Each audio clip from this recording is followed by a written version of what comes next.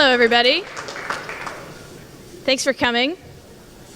Well, as Antonio mentioned, I am 6 months pregnant, which is very exciting. It's my first child, and I noticed there are a lot of other pregnant women in the audience this year, so this speech is dedicated to them. So this is my first child. As I said, my husband, Jason, and I have been baby-free for about 14 years, which is a long, long time. And so this is a big change in our lives, and it's been on my mind a lot. So at the Kauffman Foundation, I'm very lucky. I get to interact with a lot of entrepreneurs and mentor a lot of companies. And as I thought about what of those experiences I wanted to talk about today, I just couldn't get away from the thought of the birds and the bees. It just wouldn't leave me. So today I'd like to talk about the birds and the bees of entrepreneurship. So I meet a lot of entrepreneurs, and many of them are very frustrated. They're frustrated because they can't seem to raise money. They can't get the investor meetings that they want to get, and when they do get the meetings, the investors aren't recognizing how awesome their ideas are. They're frustrated because they can't seem to meet partners for their venture. They can't build the team that they want because people are already busy doing other awesome things. They're just frustrated because they can't seem to get traction for their startup. And then there are other entrepreneurs, and several of them have spoken on this stage over the last 2 days. Things seem to be going great. They get to choose which investors they're going to take money from, right? They have built unbelievable teams that span the country and the world, and they get to choose who they want to work with. So how do we reconcile these two very different experiences? Which one is having the appropriate experience, right? Is it easy or hard to raise money right now? Is it easy or hard to build a team and to get traction? Or are these two people just operating in completely different entrepreneurial ecosystems? I don't think so. I think their dichotomy of experience is all based around how they think about and define the word startup. So I'd like to talk about that today. So when you think of the life cycle of a startup, like what happens once you launch your venture, most people think of this chart. You've seen it before, yes? Yes? So in case this is your first time, the horizontal axis is time, so once you launch your venture, and the vertical axis is revenue for your company. So the terminology that we usually identify with the different sections of this chart are, the first section is a startup. That's what you have when you first launch. And then as you start gaining traction and getting revenue, you're going to have a growth company. And then as you get a lot of revenue, you're going to have a mature company. And when we think about raising money, the terms that we usually think about, in the first time period of your company, you're going to raise angel funding. And then as you grow, you're going to be eligible for VC funds. And finally, you can IPO or be eligible for all sorts of other ways to finance your company. So there's a fundamental flaw with how we think about startups, because this is what happens in the brains of most people. And it starts right here, the very beginning. So when I get an idea, like many of you have gotten probably inspiration for ideas of things you want to start at this very conference, the only place you have to go is the first quadrant.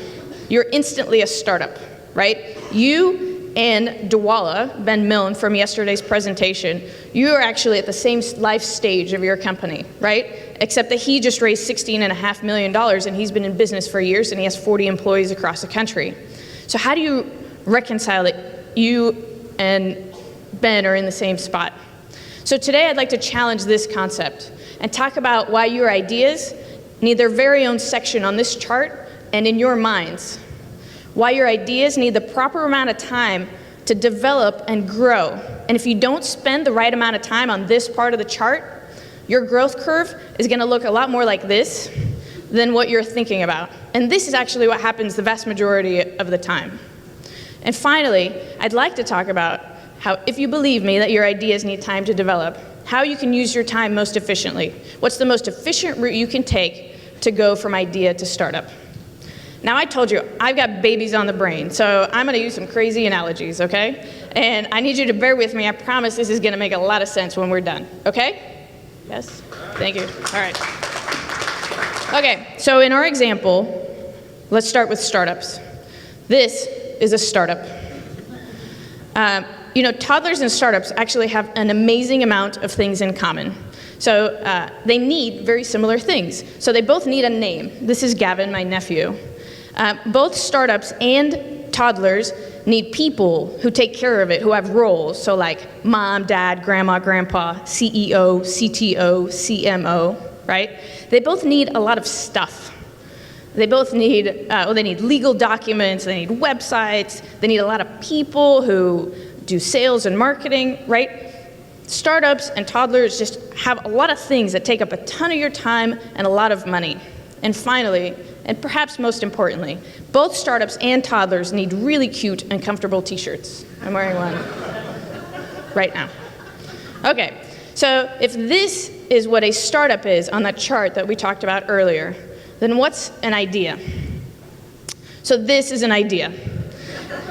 And not to get too graphic here, but this is an egg being fertilized by a sperm. And for trivia fans in the room, this is also the logo for the band Queens of the Stone Age. So, fun fact. So, what does it feel like when you get an idea? You remember, like, the last time that you came up with something brilliant, something visionary. It feels like conception of something fantastic, right? It feels like this. Rigo, do we have video? It's not as important on this one as it is on the next one. Nope.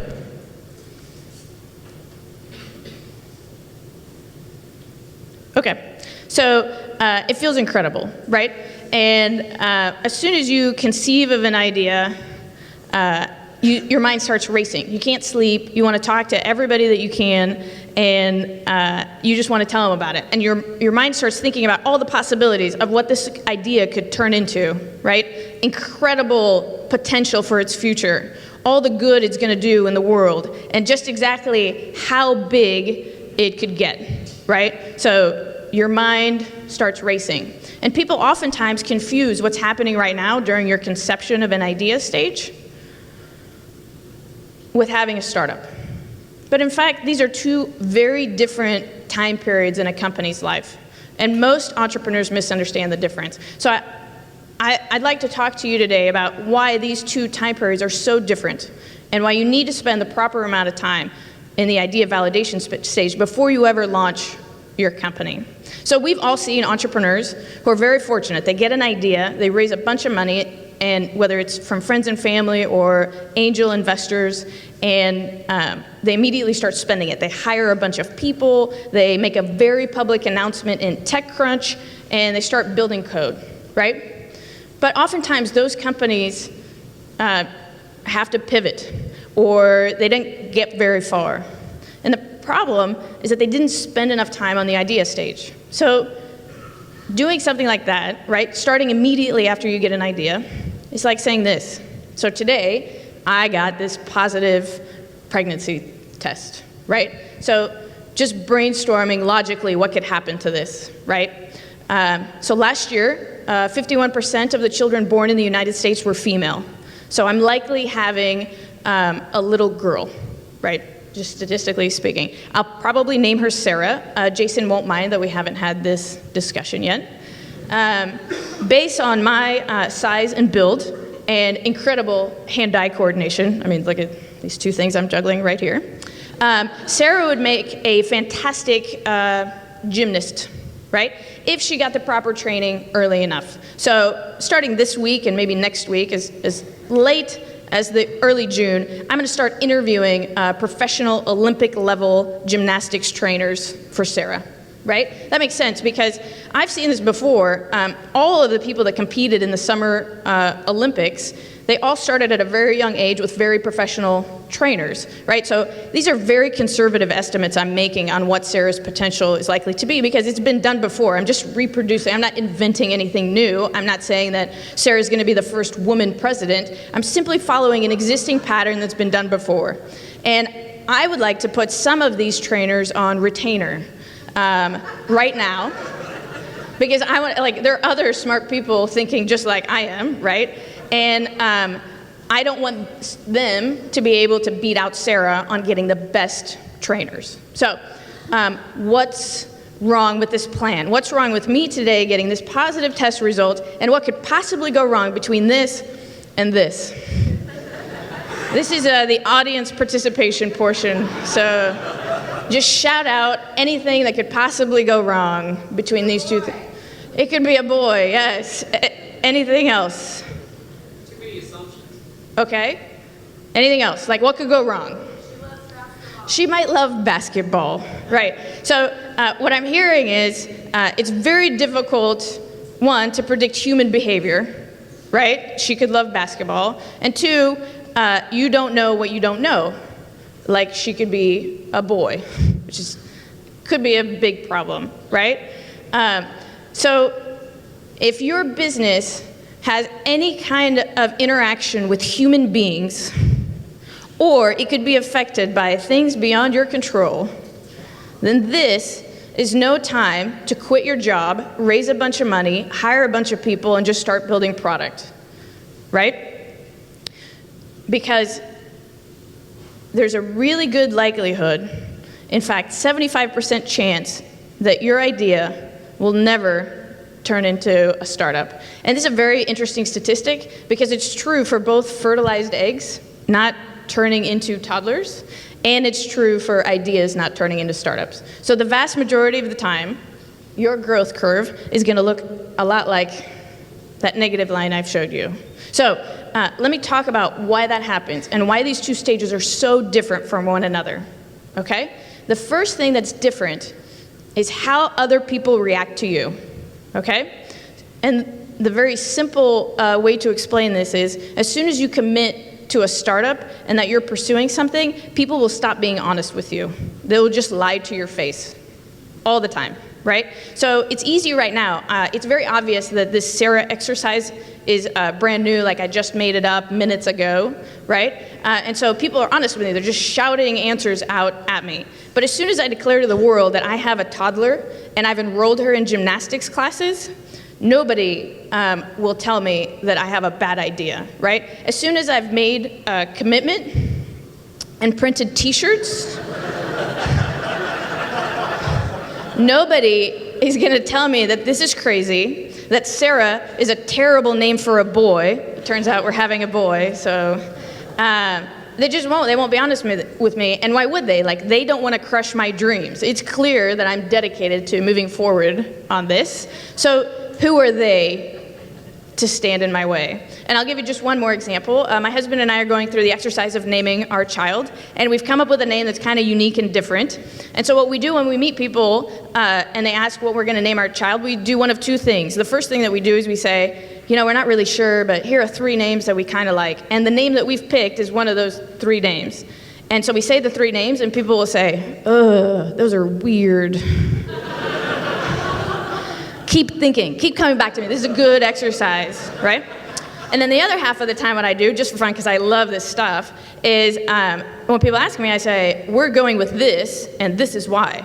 And 90% of the time, like, wouldn't you know it, they'll say, huh, that is unique, good for you, right? And I've done this enough times that it's not the people, it's how I'm presenting the idea. So as soon as you make a commitment to something, other people will stop questioning it, and they just won't be honest with you. And they're not the only ones that are different. You're different. So we can't get this video to play. It was adorable. Okay, so you're different. And the way that you're different is when you're pregnant, you are an organized, calm, proactive individual. I mean, this is what you look like, right? And you are just a sponge for information from the world. You're talking to everybody you can and trying to figure out like what prenatal vitamins you're gonna take and what you should eat and what you shouldn't eat. And you don't really have a lot of new expenses. Like it doesn't impact your life that much, right? So you have time to talk to a lot of people and try to figure out what kind of parent you're gonna be, right? As soon as you launch a startup, you're a completely different person. And people who launch startups and people who have brand new babies are very easy to identify. They look the exact same, right? They're like exhausted and they're frantic and they're kind of freaking out because they only have one thought now, that they're no longer sponges for information. They're like holy crap, I have to keep this thing alive, right? So they're just spending money on anything that seems to be working, right? They're no longer asking for opinions. They're just in execution mode, trying to keep this thing alive because they have zero room for error, right? And that is a big problem because you're no longer asking for advice from people. Not that they're willing to give it to you, as we saw from the previous examples, right? Except for your mom. Your mom will always give you advice on both your startup and your baby. Like, that is a given in every scenario. Okay, so let's recap. This is not the same thing as this. And most people confuse the two. And they think, hey, we're in the modern age. Things have changed. We have technology, and I can print business cards and a t-shirt and launch a website and a software product in a weekend, right? So idea development and validation, that should take like a couple of hours, right? I should send out a survey and then I'll be done. Well, you know what? Like 1,000 years ago, thousands of years ago, when women decided to have babies, do you know how long it took them to have babies? Like to go from fertilized egg to delivery? Anybody just shout it out? 9 months, right? And now, with all the technology that we've developed since the Flintstones, it still takes 9 months. Like, we haven't been able to use technology to decrease that gestation time period by 1 day, okay? Because there's a lot of really important stuff that happens in that growth and development of that idea. And the same is true for your startup. Now, we all know that babies born prematurely have a much lower likelihood of survival. And the same is true for your startup. If you launch a Preemie startup, then it's just going to require a lot more funding to keep it alive. It's going to need a lot more PR and marketing resources and feet on the ground to tell people about it, because there's something maybe missing with the original idea. In practical terms, what I'm telling you is, if you spend enough time on the idea development and validation stage, then you're not going to have to spend as much money on PR and marketing. What I'm telling you is, if you spend enough time developing your idea and figuring out what problem you're solving for which customer segment, you're not going to have to raise money. You're going to get to make that choice, because your company is going to be generating revenue at a significantly faster rate than Preemie startups. Okay? So let's talk about how we go from idea to startup in the most efficient manner. The good news is that you already know all the things that it's going to take to get through the process. And the even better news is, it's not going to take you 9 months. So you guys can go through this process in a lot more efficient manner. So let's recap. The first thing that you're going to do is you're going to set out the riskiest assumptions in your idea. So when you're pregnant, your risk of your fertilized egg not turning into a toddler varies from pregnancy to pregnancy. And it's based on a lot of different factors, like how old you are, how much you weigh, your race, your genetic code, and your previous pregnancy history. Like, there aren't any pregnancies that are the same. And your businesses are identically very different from one another. So everybody who has a different idea, you have a different set of risks that might kill that idea, okay? So just to give you an example, if you're starting a brand new product that you're launching into a new marketplace, something like the doggles, it's a goggle for your dog. It doesn't fall off. So you need to figure out what problem you're solving in the marketplace. Like, it's cool that you can put this on your dog, but why is this important to people? And are people agreeing with you that it's a problem that their dogs can't seem to keep their goggles on their face, right?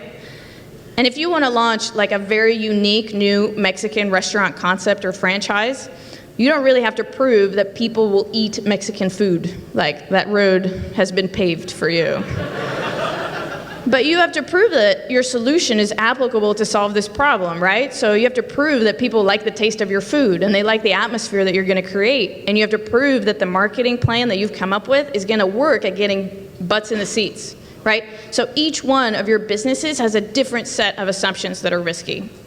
So you're going to set out the like 3 to 5 riskiest assumptions that are most likely to prevent your idea from ever becoming a startup.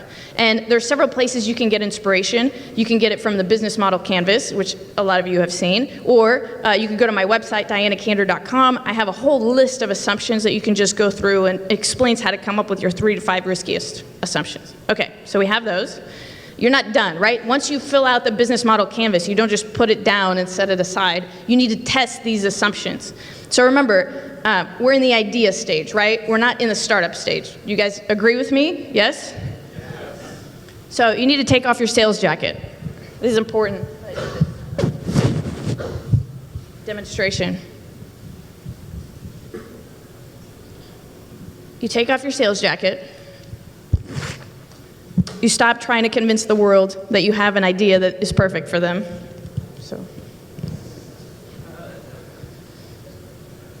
And you act like the investigator that you are,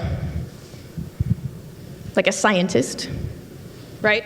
And I'm not just doing this for comedic effect or because I had time to fill. I'm doing this because I literally need you to do this in your brain, right? Stop trying to sell people and start trying to figure out whether you're solving a real problem.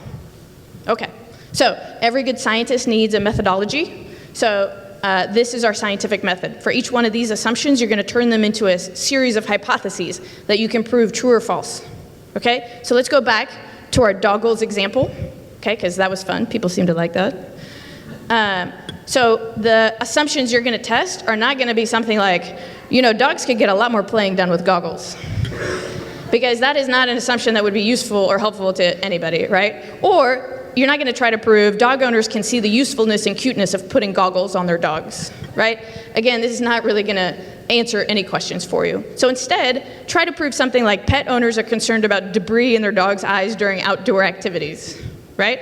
Or pet owners have searched for different solutions to protect their dog's eyes from UV radiation. This is a real product, people. It's selling a lot.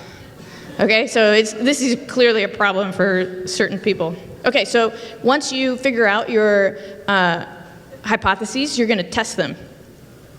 And you're going to come up with an experiment to test each one, right? So how many people are you going to talk to?